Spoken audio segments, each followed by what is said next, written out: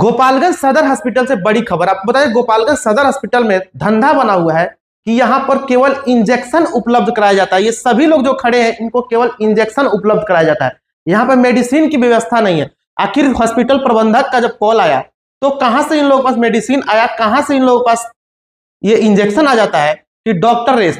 जब हमारी एक्सीडेंट हुई और हम यहाँ हॉस्पिटल में पहुंचे, इसी कारण इस समय लाइव आना पड़ा मुझे कि लाइव आकर के इस तस्वीर को दिखा दें कि यहाँ पर आखिर क्या कारण से यहाँ पर प्रबंधक जो कॉल किया उसके बाद से डॉक्टरों में रेस हुई। उससे पहले खबर आपको बता दें। नमस्कार, आप देख रहे हैं स्ट्रीट न्यूज नंबर 1। मेरा नाम आशुतोष है और मैं इस समय गोपालगंज सदर हॉस्पिटल में मौजूद हूँ।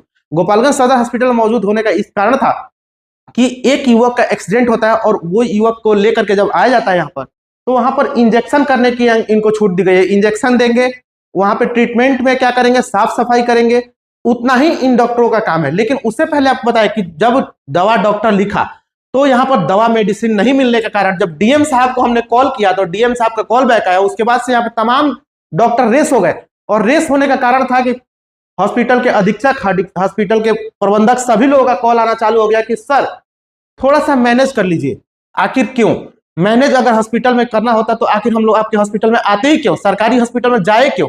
लेकिन उससे पहले बताया कि यहाँ पे कोई नेता, मंत्री या डॉक्टर का बेटा नहीं आता है, जो कि आपको पता है जो गरीब फैमिली का लोग होता है वही लोग यहाँ पर आकर के अपना इलाज कराने की कोशिश करता है, जो कम पैसों में इलाज हो। लेकिन यहाँ पर तो पैसों का भरमार है, डॉक्टर दलाल है। डॉक्टर को दलाल इसलिए मैं कह रहा हूँ कि डॉक्टर कमीशन बेस पे काम करते हैं। कमीशन बेस पे बोल रहे थे डॉक्टर की यहाँ पर जाकर के बाहर से आप लोग दवा ले लीजिए, और यहाँ पर मेडिकल का नाम भी बताया जा रहा था। मेडिकल का नाम बता करके सभी को बताया जा रहा था कि यहाँ से जाकर के आप लोग दवा लीजिए। तो आप लोग क्या लगता है कहां तक ये सही है? मेडिकल का जब दवा बताया जाता है वहां पर जाकर के जब दवा लेंगे तो डॉक्टरों का कमीशन बनता है। देर रात जब डीएम साहब को कॉल गया, डीएम साहब का कॉल बैक आया तो यहाँ पे डॉक्टरों में मची अफरा तफरी, जो कि आपको पता है अफरा तफरी इसलिए मची कि डीएम साहब तक यहाँ की खबर कौन पहुंचा दिया। वही आपको तस्वीर दिखा रहा है। डीएम साहब को खबर पहुंचाने के बाद से डीएम साहब ने जब हॉस्पिटल प्रबंधक की क्लास लगाई तो हॉस्पिटल प्रबंधक का कॉल आया और कॉल आने के बाद से उन्होंने साफ सीधा जवाब दिया कि थोड़ा सा मैनेज कीजिए। आखिर यहाँ पर जो इमरजेंसी में जो दवा देता है वो यहाँ पर मौजूद नहीं है। आखिर क्यों मौजूद नहीं है? 3-4 दिन से मौजूद नहीं है। तो आखिर क्यों नहीं है? वो मेला घूमने गया हुआ है। यहाँ से जानकारी मिली कि वो मेला घूमने गया हुआ है। वही तस्वीर आपको दिखा रहे हैं,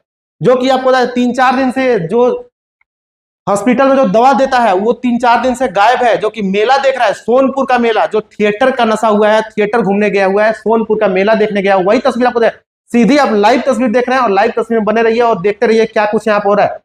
वही तस्वीर आपको बताने की कोशिश कर रहे थे, जो कि आपको बताया कि डीएम साहब को हमने कॉल किया और डीएम साहब ने जब कॉल बैक किया तो उसको सारी जानकारी दी और सरकारी जब जानकारी मिली उसके बाद से सरकारी हॉस्पिटल में यहाँ पर अफरा तफरी मची, जो कि गोपालगंज सदर हॉस्पिटल का ये धंधा हुआ है कि आप लोग दवा बाहर से लीजिए और बाहर से लेने के बाद से आप लोगों को कमीशन मिलेगा, क्योंकि डॉक्टरों का कमीशन वहां फिक्स होता है। यहाँ पर मेडिकल का नाम भी बताया जा रहा था, मेडिकल का नाम भी वहां बता के दर्शाया जाता है कि इस दुकान से जाकर के आप लोग बढ़िया अच्छे रेट में दवा ले सकते हैं। अच्छे रेट में कौन सा दवा होता है ये बताइए। जब सरकारी हॉस्पिटल में हम लोग गए, कोई नेता या मंत्री या बड़े अधिकारी का बेटा यहाँ पर नहीं आता है। यहाँ पर गरीब जनता आती है, गरीब लोग आते हैं जो कि जिनके पास पैसा नहीं होता है। पैसा नहीं होने के कारण यहाँ पर सदर अस्पताल में ये धंधा चलता है कि गरीबों को भी लूटा जाता है। यहाँ पर मरीजों को मार दिया जाता है, लेकिन यहाँ पर ठीक नहीं किया जाएगा, क्योंकि यहाँ पर इन लोगों का कहना है कि केवल इंजेक्शन के लिए हम लोग यहाँ बैठे हुए हैं। इंजेक्शन सरकारी हॉस्पिटल में उपलब्ध है, दवा उपलब्ध नहीं है। वही कारण है कि वीडियो बनाना पड़ रहा है, वही कारण है कि हमको लाइव आ जाना पड़ा, क्योंकि रात में मैं यहाँ से 11 बजे रात को गया हूँ और रात में जाने का कारण था कि यही हमको सोल्यूशन मिला कि सर थोड़ा सा मैनेज कर लीजिए। आखिर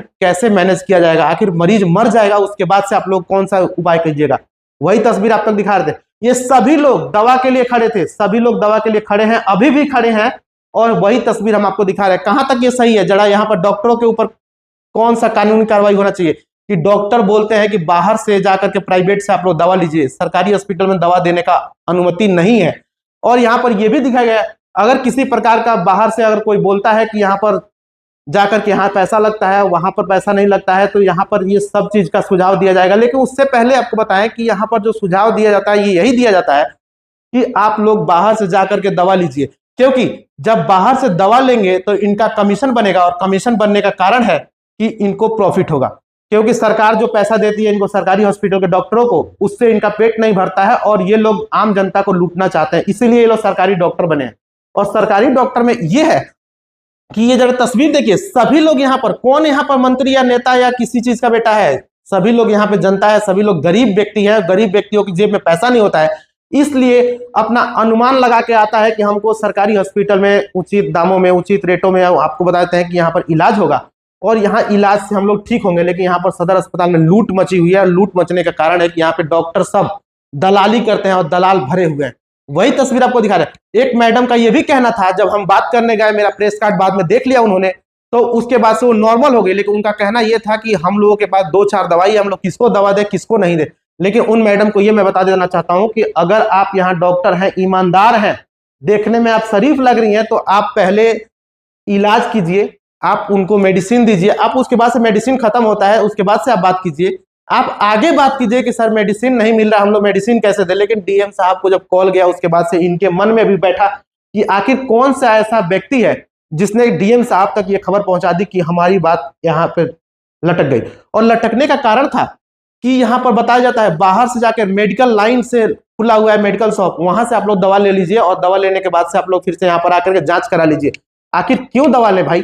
जब हम लोग मेडिकल स्टोर नहीं जाएंगे, अगर मेडिकल स्टोर ही हम लोगों को बाहर से जाना होगा, तो हम लोग प्राइवेट में क्यों नहीं दिखाएंगे? क्यों सरकारी का चक्कर काटेंगे? क्यों 2 रुपए का पर्ची कटाएंगे? यहाँ पर सीटी स्कैन का पैसा लगता है, यहाँ पर एक्सरे के लिए पैसा मांगा जाता है, यहाँ पर मेडिसिन के लिए पैसा मांगा जाता है। आखिर क्यों? यहाँ पर दलाली ही है। क्योंकि हमें तो जहां तक पता है कि सरकारी हॉस्पिटल में 1 रुपया नहीं लगता है, हर चीज आपको सुविधा दी जाती है। लेकिन यहाँ पर दलाली भरी हुई है, दलालों के थ्रू यहाँ पे हॉस्पिटल चलता है। वही तस्वीर आपको दिखा रहे हैं, जरा गोपालगंज सदर हॉस्पिटल का ही तस्वीर है। और लाइव आप लोग बने रहिए, लाइव से आप लोग शेयर कीजिए। अगर आप लोगों को भी दिक्कत होता है तो आप लोग शेयर कीजिए, कमेंट कीजिए और इस मुद्दे को उठाइए, ताकि ये फिर से दोबारा गलती इन डॉक्टरों के थ्रू ना हो सके।